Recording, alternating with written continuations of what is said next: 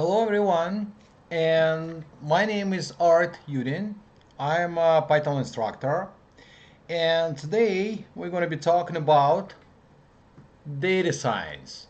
So we will cover topics such as what is data science, how to use Python for data science, where to start, and we'll do a couple of practical examples. I'll show you how to use Python libraries for data analysis, such as pandas, NumPy, and Matplotlib. So I see we have some people, and I would really appreciate if somebody could type something in our chat room so I know that you could hear me well, and I want to know that everything works well. If you're planning to work on the exercises along with me, I would definitely recommend you to download Anaconda, and I'll explain you what it means in a second. But what I'm going to do, I'm going to copy this link and I will post this link in our chat so you could actually download this Anaconda. And I would really appreciate if somebody could post in the chat that you could hear me well, because I just want to know if my mic working fine. Another option, if for some reason you cannot install anything, would be Google Collab. So Google recently issued a new tool called Google Collab, and I'm gonna post that link too. So that would be alternative to using Anaconda. So Google Collab is kind of same Anaconda in the cloud. You don't need to download anything, so you could just, if you have a Gmail account, you could just log in and you could start working. So I'm going to give you a couple of minutes to choose either option, and before that, while you're doing this, I'm going to explain you what is data science. So first of all, data science is a very popular term that's been around for a couple of years now. But what is it? Now, you probably also heard machine learning. That's a part of data science, and also very popular term lately. But what is it? Now, data science and machine learning, they've been around for quite some time, believe it or not. Now, when people ask me what is a data science, I always recommend them to see a movie called Moneyball.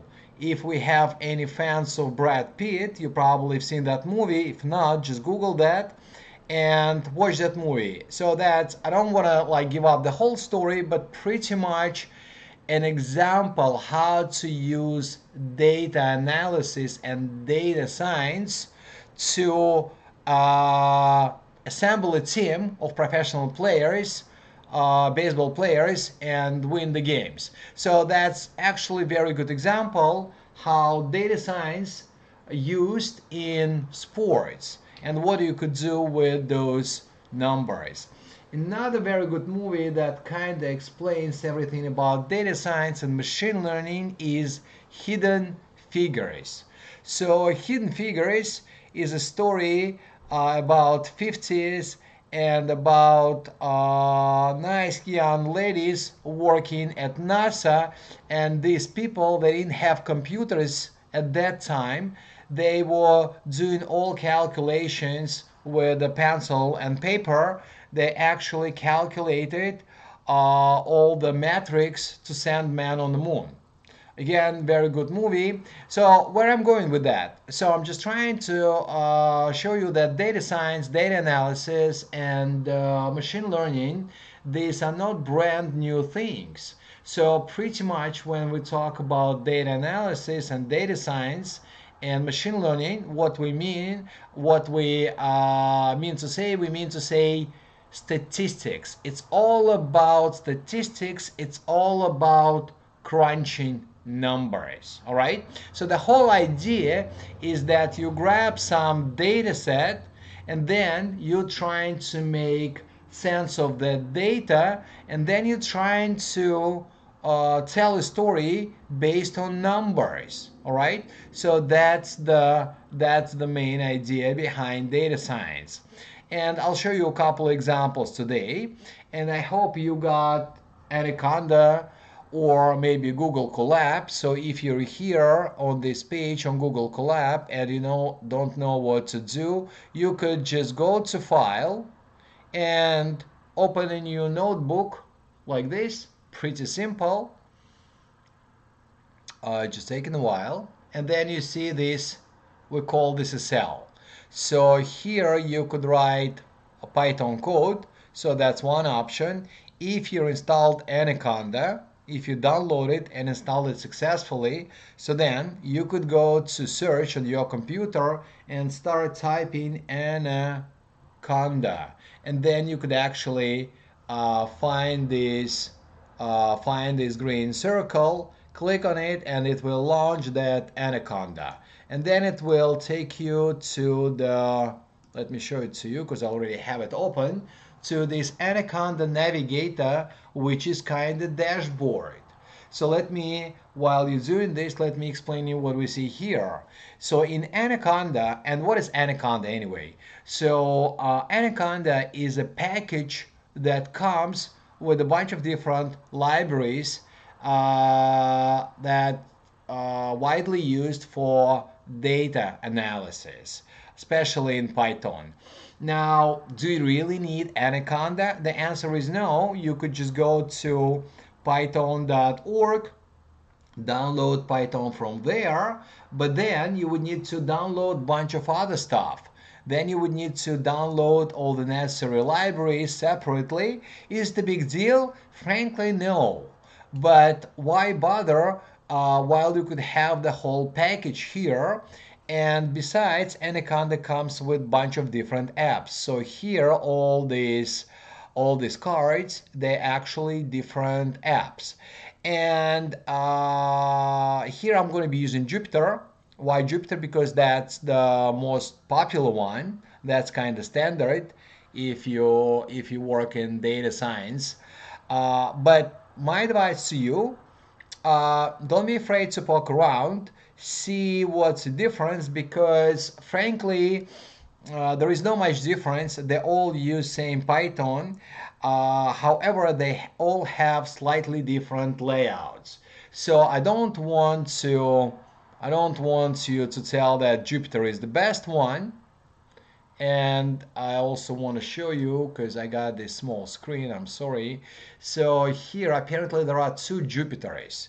So the Jupyter I'm talking about is Notebook, the other one is Jupyter Lab. Again, what's the difference?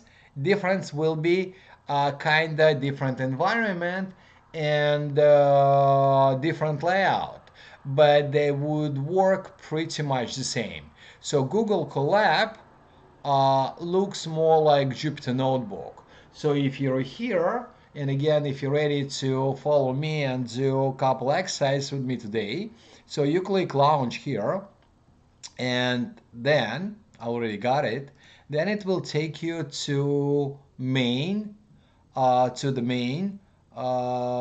directory. So here you'll see your all the folders, and again, I don't know why it's doing this like this, so let me zoom out a little bit.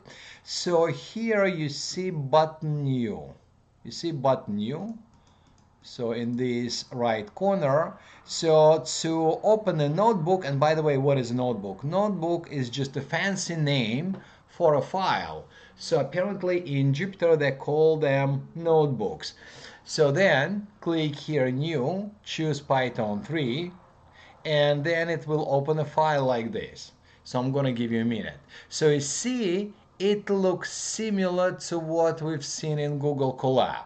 So frankly, they kind of, that's the same, everything is the same, only this in a cloud. Now I'm going to give you an example how to use both of them, and then it's going to be pretty much up to you which one to use. So for example, if I place X here, and I hope you have some knowledge of Python. If not, please watch our previous presentations about Python. So then what I'm doing here, I'm creating a variable name and I'm assigning a value. Now, if you've never used Jupyter, so let me tell you, see here we have square brackets and they're empty right now. So what it means that what we have there, x equals 7, is not a code yet. So what we need to do, we need to run this cell. You see, we need to run this cell. So you click here and bam, you got this cell executed. How do I know that? I see that number. So what you're looking for is a number. Number itself is not that important because if I rerun the cell, I'm going to get next number in a sequential order. All right, you see? Okay. Now, also, I know that's a little bit annoying to reach for this run button all the time. So there is a shortcut. You could press Shift Enter. And you see I'm getting this new number and new number every time. And again, if you have a different number, that's not important because it just shows you a sequence of operation. If you want to see what x is, you could place x here, and Jupyter got its perks. So what it's going to do, it will print that last statement if you run this cell, you see? Now, if for some reason you want to print it twice, I don't know, maybe that's the case. So then if you want to print something in the middle of the cell, then you would need to use function print. And you see, now the first one I'm getting here, done by Jupyter, and the middle one comes from print statement. Now, if you have no idea what print statement is, let me tell you. So Python, you probably heard it, sometimes called Python batteries included, and Python comes with the built-in features, such as built-in functions. And I don't remember exactly, but there are like, what, 68, 69 functions. You could easily find them. You could just Google Python built-in functions. So print is a built-in function that came with Python. And there are a bunch of other functions. Like I said, there are like 69 of them. So if you don't know them, my advice to you, Google them and bookmark them because that's very important. Now let me flip to Google Collab and do the same operation there. So here I could place x and I could use equal sign and assign a value. Now here they don't have that run button, but they have this play button here. So you see it does exactly the same. Maybe a little bit slower because we have to take Wi-Fi and cloud into consideration. So also if you need more cells, you could always click code and you see it will create you more cells. Also as a Jupyter, if I place x here and if I run it, it will print output by default. And also like in the previous case, you could use print function and slightly different color, but on the other hand, there is another feature, help. So pretty much what it does, it tells you how function print works. And you see it says prints the values, and that's pretty much it. And if I run this again, now you see I'm getting 7 again. All right? So that's how you would use Google Colab or Jupyter. And by the way, since that's a live session, I'm kind of keeping an eye on that chat, so you could also send me questions in real time, and I'll answer them. All right. All right. So let's continue. Now I'm going to be using Jupyter. You might ask why? Why? Because it's faster. All right.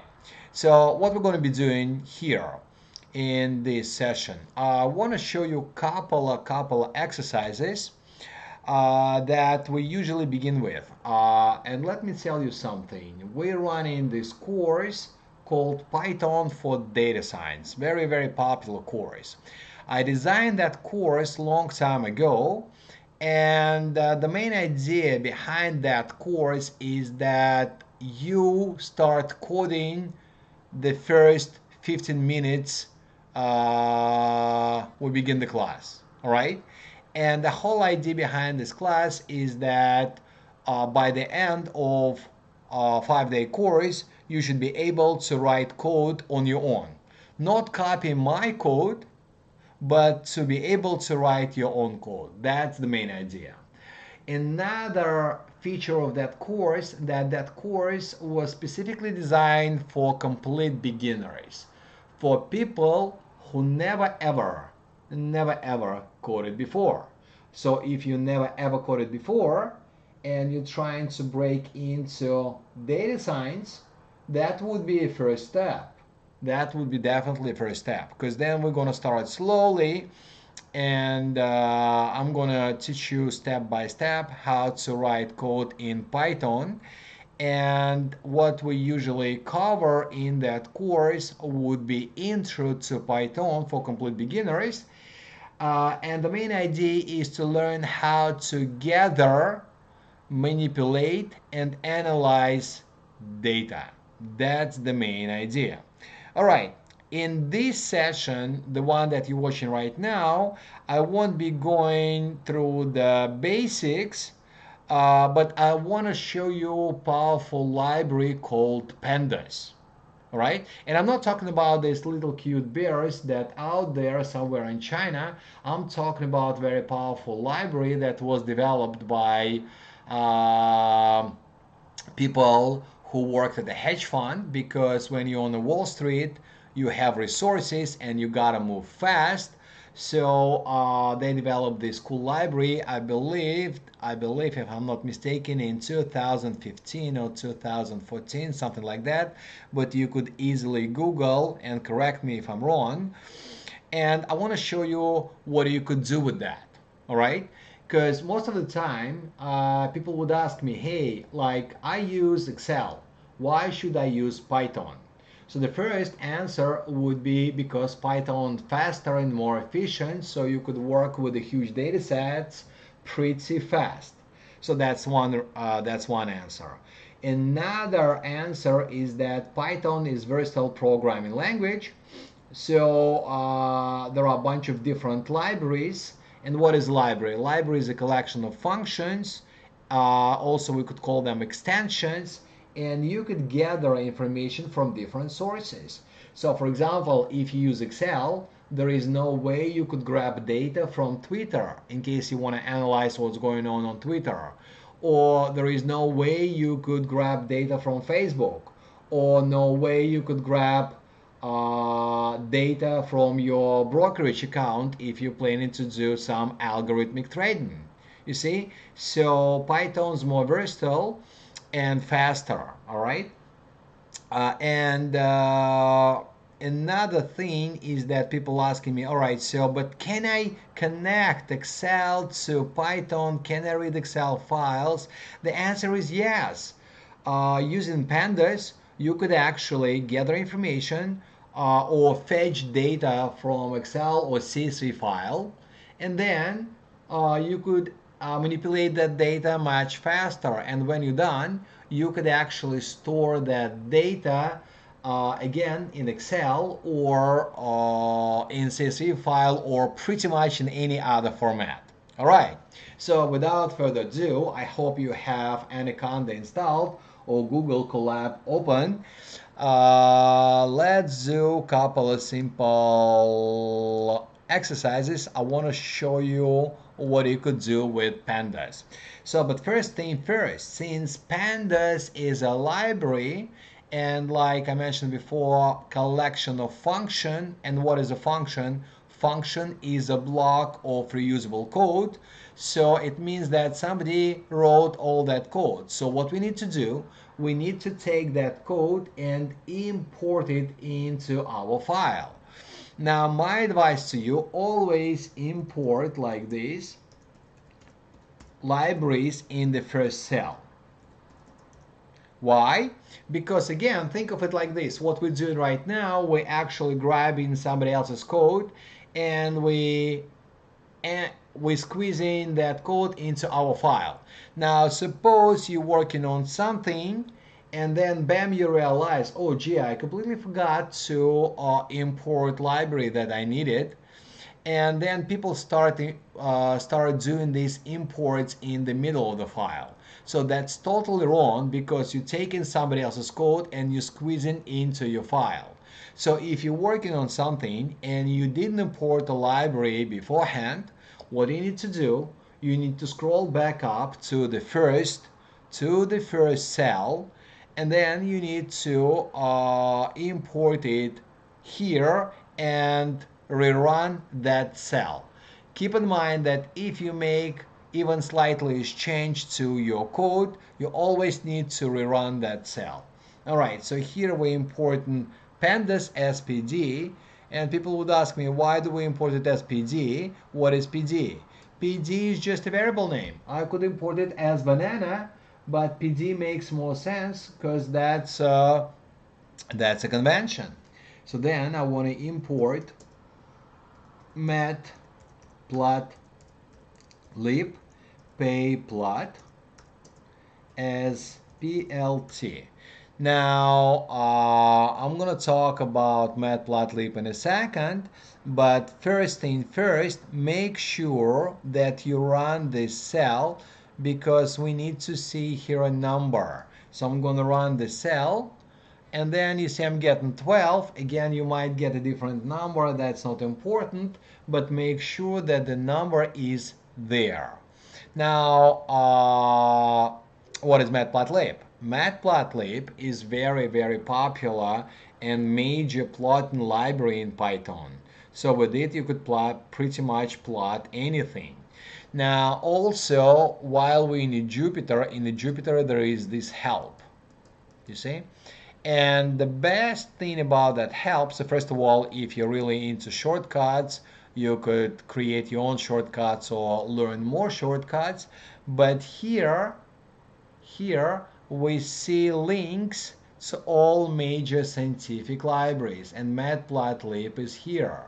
Of course, you could Google it, or you could just click there and it will take you to Matplotlib. And here there are a bunch of examples what you could do with Matplotlib. And we're going to plot something simple today. But Matplotlib is a huge library. So when we import Matplotlib, we don't want to import the whole library, because we don't need all the features at once, right? So that's why when you import Matplotlib, we import in just one major module called payplot. All right. So if you got that, so let's create something. So using pandas, I want to define, so df is a variable name. Again, could use banana, but df probably makes more sense. And using pd, I could actually use function called data frame. And since it's a function, we need to invoke this function, so we need to use parentheses. Don't forget to run the cell. You want to see what's inside? There is not much to see right now because it's empty. We will populate it in a minute. But another thing that I want to show you now, and again, I hope you know how to use function help. If not, in Jupyter you could actually press shift tab. So that would be shortcut for help, and you'll see the documentation. Now let's take a look what the data frame is. So first of all, here they list all the keyword arguments that you could pass there, and then they explain you what is it. So it's two-dimensional data structure. So if data structure is kind of like you don't quite understand what data structure, so data structure is just a container that contains data. And in this case, that container is two-dimensional. That's pretty much it. And so what we just did on line 13, we have initialized an empty container. All right, so let's populate this container. And all right, so I was thinking, what example should we do today? And I thought that maybe some of you would be interested in Python for finance, and I decided to pick a financial example. Now, suppose our data frame is a portfolio. All right, so let's create portfolio. So here we use square brackets, and what we need to do, we need to come up for a name for the column in the data frame.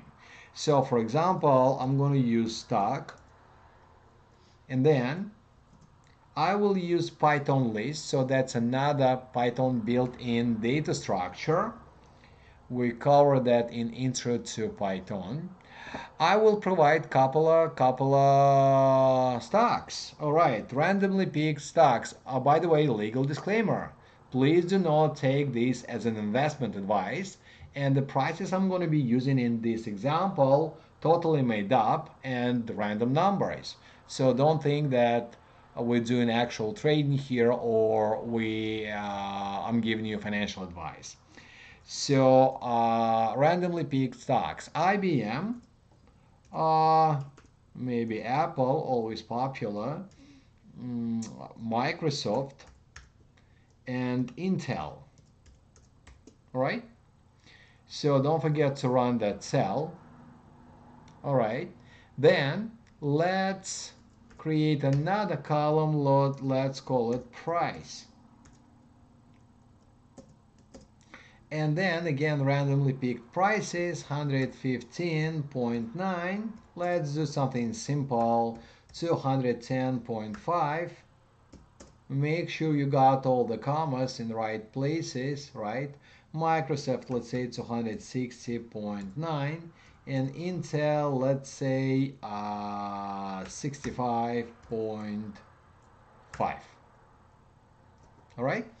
And then, all right, just want to make sure that you could see everything.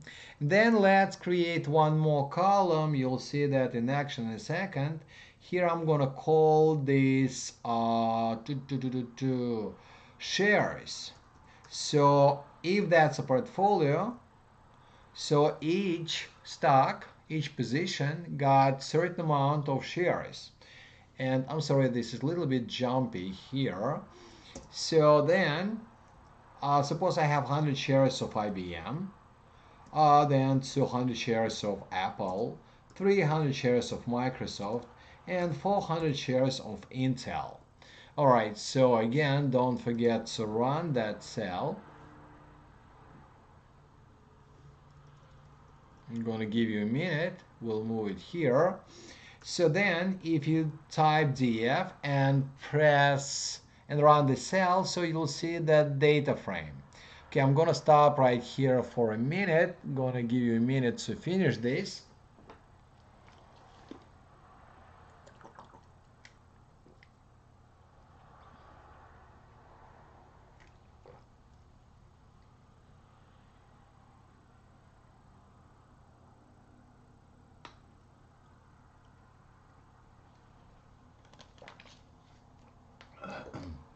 All right, so I hope you got the same.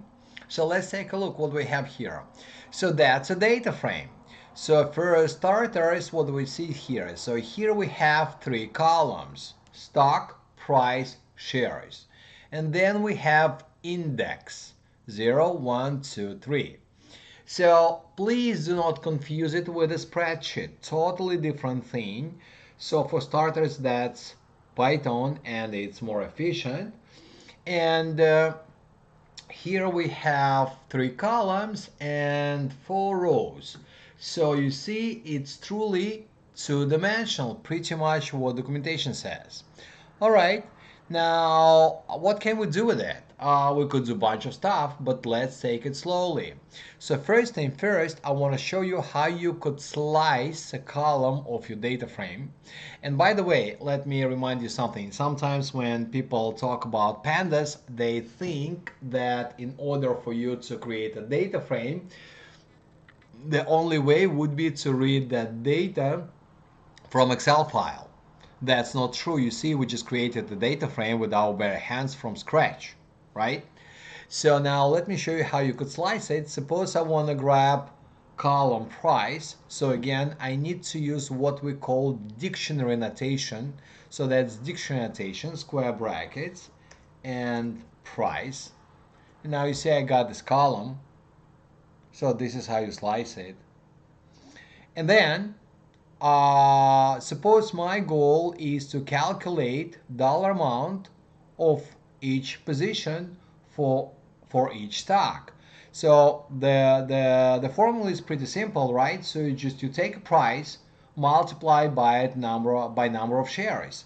So in pandas we could do this easily, no need to use for loop. And by the way, if you're watching this and you're familiar with the for loops, please write it down somewhere that never ever you should be using for loop, because here the main advantage of pandas is that we could perform vectorized operations. So what is a vector? So I hope you still remember a little bit of linear algebra, and in linear algebra there are certain rules how you do operations between matrices and vectors. So when you slice a column out of a data frame, this column is regarded as a vector. So here using this plus, I mean not plus, a multiplication operator, I could actually perform vectorized operation and multiply it by number of shares. And you see we get the results. Kind of cool, right? So it's like really fast and kind of cool. And again, keep in mind that right now we're working just with 4 lines of four rows of data. Now suppose you want to do something fast and you want to perform some operation for all the stocks that traded on New York Stock Exchange, and I believe there are more than 3,600 stocks traded on New York Stock Exchange, so you gotta move fast, and that's what we're doing here. All right, cool. Now suppose I want to store this result somewhere, so then I need to come up with a new column name, let's say amount, and I will assign this to that column amount. Let's take a look what we got. DF, and then you see, hope you could see it. So here we have a data frame, and now in our data frame we see this new column amount. Now what else can we do? So for example, if we could do a bunch of things. So for example, I could take this column amount and I could find the max value. So how would I do it? So first of all, you place period here, and what we're looking for here, we're looking for methods slash attributes that's actually built into that object. All right, so here we could press tab, and then we'll see all available methods. Right now, keep in mind that for some computers that might take some time. So usually it works slower on Windows to get this drop down menu, but eventually you're going to get it. So, and you see here I'm using max, and I'm going to get max value out of that column. So kind of cool. Now, or I could grab the same amount and I could use sum, and it will get me the sum of all values in that column. Give it a try. Really fast, really easy to use. You see, just a command, and pretty much that is it. That is it. All right. Okay. Now question, can we filter it? Can we filter it? Yes, we could filter it. So here I'm gonna take this data frame, and I hope you got the same values. If not the same, so that's not important. And suppose I'm looking for stock prices where the price is less than $100. So again, keep in mind that this is small, tiny data frame that we created just for to test pandas. In real life, obviously, you could have millions of rows. So we need to filter it, and we cannot just take a look, right? So how would we do it? So then we're gonna, first thing we need to, okay, let me move it a little bit. So first we need to slice that column price, and you see we're slicing this column. So then what's next? Next we need to create a condition. So, and the condition would be less than $100. Now if you run it like this, it will return you boolean, it will return you true or false, and you see getting false, false, false.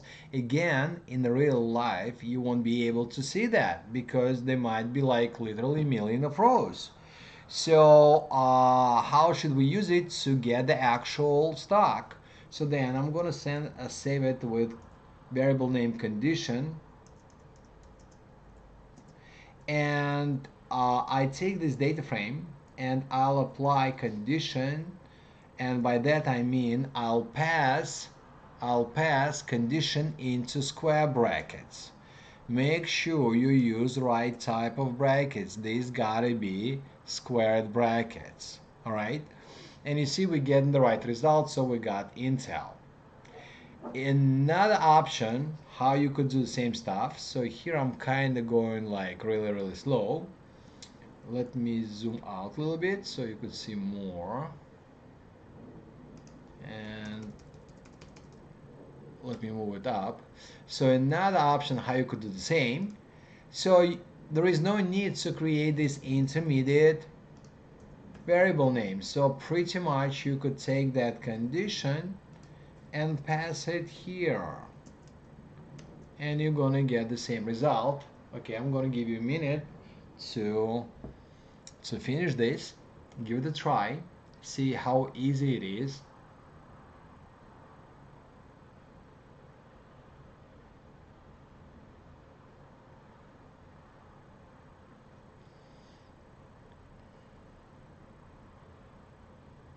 All right, let's move on. Now, what else can we do? Now, for example, I'm looking for a position with the max amount, right? With the max amount. So how we're gonna do that? So then I'm gonna create new variable max amount, and then I will grab that amount column and apply that method max. All right, now you could tell me, hey, we just did that. Yes, but max amount is just a number. It is just a number, so it's not giving us that information. It's just number. Now next step, what we need to do, we need to create a condition. Let's create a condition. So since I already used that variable name condition, so this time I'm going to be using something else. Let me call it condition2. Condition2. And by the way, speaking of variable names, be careful.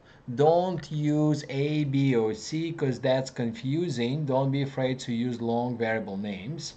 That would be the best practice. And here a condition, and the condition would be like this. So since I know that the max value is this, and that's kind of my benchmark, so what I need to do, I need to filter this against that benchmark. All right, and the last thing I want to do, I will take that data frame and apply condition 2, to the data frame. Oh, all right. So something went wrong. What went wrong? Ah, right. Because we don't need that max anymore. I'm sorry, my bad. So again, let me explain what's going on here. So first, I found the max value within that column. All right.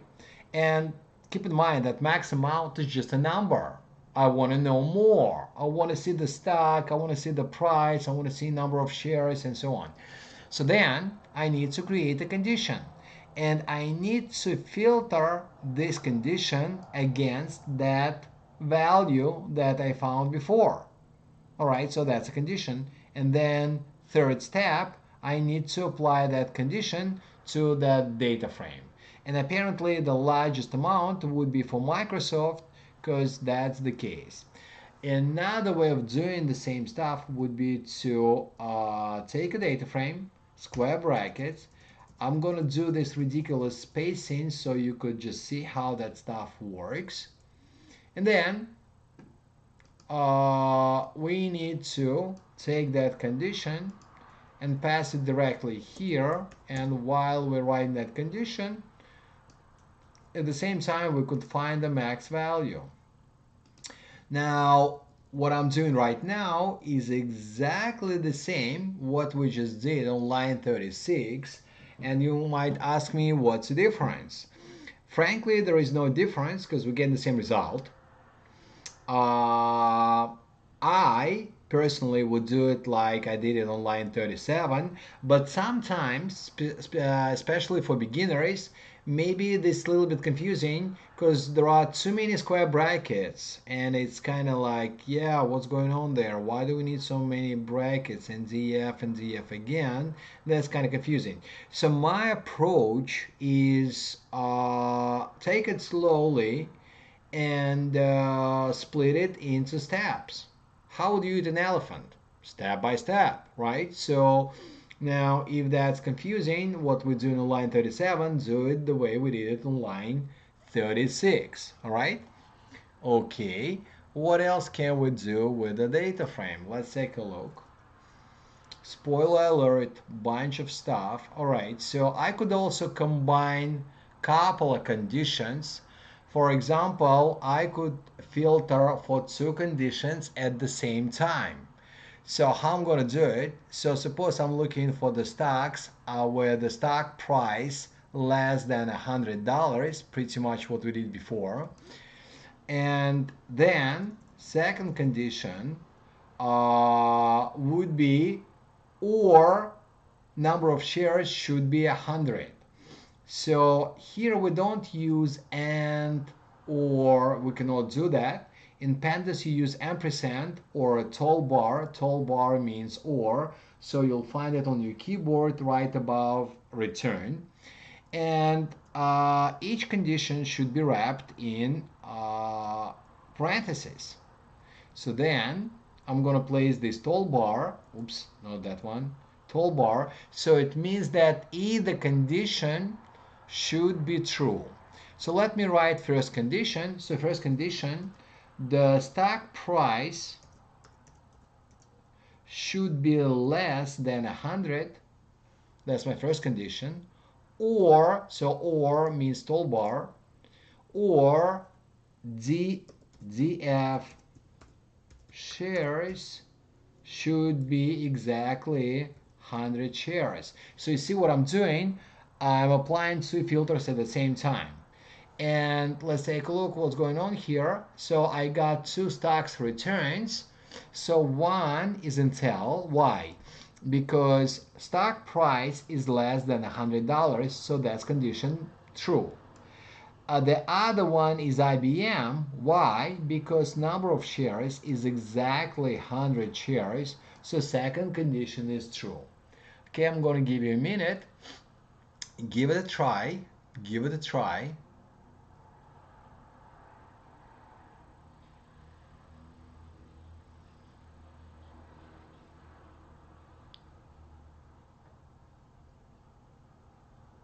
Right, I hope everything works. If you have questions, we have a live chat here, so you could ask me questions. Alright, so if you're done with this part, let me show you how we could plot data. So remember here we imported Matplotlib as PLT. Alright, so then suppose I want to plot my portfolio. Let me, hey, how come it's not moving? Alright, so suppose I want to plot my portfolio based on amount, right? On amount. So then I could plot it as a pie chart. So question, how do you plot it as a pie chart? So we need to do PLT, press period here, press tab, and then again in this drop down menu you'll see all available options. So the function that I'm looking for is pie. Alright, now Matplotlib, it's not like complicated. No, it's not complicated at all, but functions, they take so many arguments, so frankly there is no way I could remember all of them. And besides, they update pandas and Matplotlib every year, so they might change something. So the best way to use these functions would be to run help on them with the shift and tab. And let's take a look what's going on here. So here it requires data, then it requires labels. Alright, so let's plot this. Let's make it nice. So what's going to be our data? So our data X will be df, and I'm going to grab that column amount, and then labels, I'm going to call it L, will be df stock. So let's plot that. So here all we need to pass X and labels L. If you run this, we got this job done. So we got all the stocks plotted here as a pie chart. But a couple of things I want to mention. So first of all, I don't like this part, you know. So this part, pretty much, Matplotlib tells you that all these objects created for this plot. And it does look pretty. So my trick is, and by the way, don't tell anyone because that's my trick. I'll place a semicolon here, and if you rerun this, now it looks much cleaner. All right, what else can we do? So another thing, what we could do, we could create title. So we could use title, and here we could say my portfolio. All right, and you see we get this my portfolio. Can we make it even nicer? Sure we can. So here we could change color, and we could say, all right, color should be blue, and font size, I believe, should be, let's say 20. And now you see it's my portfolio, so it's kind of cool. Another thing is that here you could change colors. If you don't like these colors. So how do you change colors? You could actually change this to any color, and you could go to sites like HTML, color codes,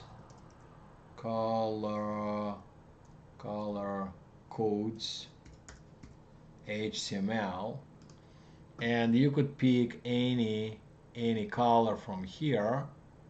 So they got this 1, 2, 3, 4, 5. I'm gonna grab these colors so you could just see how that stuff works. I'm gonna get back here, and here I'm gonna create this C for colors, and we need to pass these colors as strings. So I'm going to clean it up a bit. Now you don't have to do this with me because I know it's difficult probably to read it from my screen. I just want to show you an example what could be done. and then later you could actually go there and choose your own colors, and that could be anything. But keep in mind that number of colors in that list should match number of items we have, number of wedges we have in that pie chart. So how many we got? Let me see. Okay, so we got 4. So we need 4. All right. So then this one is extra. We don't need this one. All right, almost there. Almost there.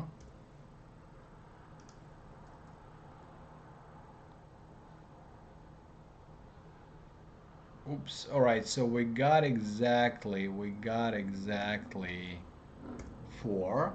So now I'm gonna go here and I'm gonna use keyword arguments, colors. You might ask me, hey, how do you know all these keywords? So if your keyword arguments, so if you go to help, you'll find them here. You see colors labeled, so pretty much everything comes from here. All right, I'm gonna assign C, and you see we change colors. So then I want to take this wedge and take it a little bit out of the center for IBM. Maybe it's an important position for me, maybe I just want to emphasize that. So then I could use E, and here since IBM is the first one, so this number 0.2 represents distance from the center, and then everything else should be, will leave everything else as 0, 0, 0, so it means there is no distance here. And then I'll use this explode and assign this E. And you see now we got this wedge for IBM a little bit out of the center. Now if I wanna take it as 4 or 5, you see that's what it does. It kind of like takes it out even more. All right, what else can we do? So we could use shadow, and shadow we could set to true, so it will create this little shadow here, so it will look nicer. Okay, I'm gonna give you a minute so you could finish this part.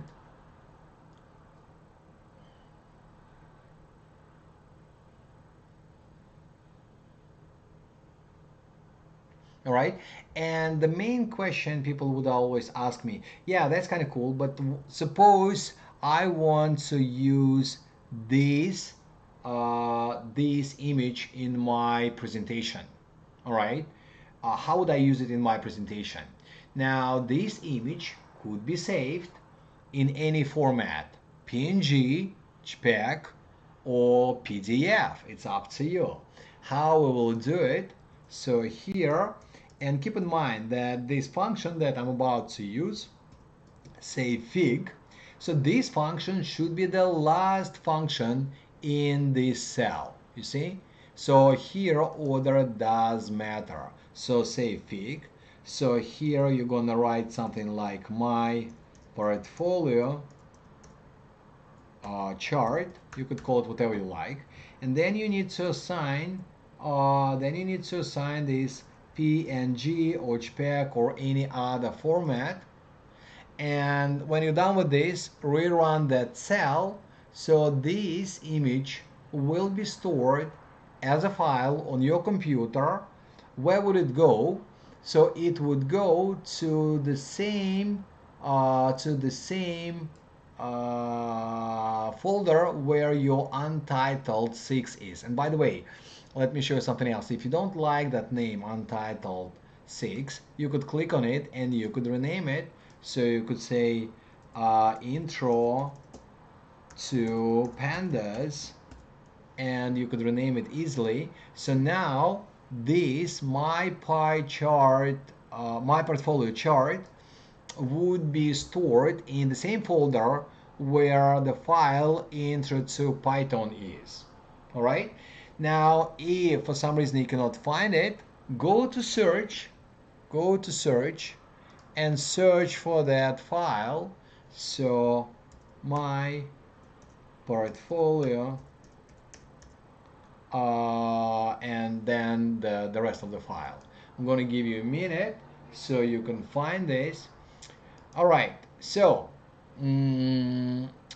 let me summarize what we just did here. So this part is little intro how to use very powerful library called pandas. And pandas name means panel data. Panel data is a econometric term, and it means two-dimensional data structure. Now, if that word data structure is still kind of confusing, data structure is just a container that contains data. So that's our data here. So that's our data frame here, right? So it contains data. Now it's two-dimensional. Why it's two-dimensional? Because here we have columns and index, 2 dimensions, and then everything here in the data frame would be values. Now, how can you create a data frame? So there are a bunch of different methods. For example, you could go step by step the way we did it here. You could just initialize a data frame, and then you would need to come up with column names and assign values as Python lists. All right, so that would be one option. Another option, you could fetch data from an Excel file, and that data will be, you could store it then as a data frame. Another option, you could use API, and you could fetch data from API and you could convert it to a data frame. So you see, there are a bunch of different options how you could do it. Also, you could get data frame from CSV file. And speaking of the files, suppose that data is really important to you and you want to save it as Excel file. So here, if you place period and start typing 2, you see there are different formats how you could actually store this data frame for future. So for example, you could store it as a CSV file, comma separated values, or as Excel file. And how do you do it? So again, you'll need to create some kind of name like my data frame file, and you need to use Excel. I haven't used Excel for a while. I believe it's XLXS or SX. Yeah, like this. So you need to use either CSV extension or Excel extension. And if you run this, so it's going to be stored as an Excel file in the same folder where your intro to pandas is. All right, so we're about to wrap it up here, and since we have a live chat, so I could take a few questions. If you have any questions, please type them and I'll answer them.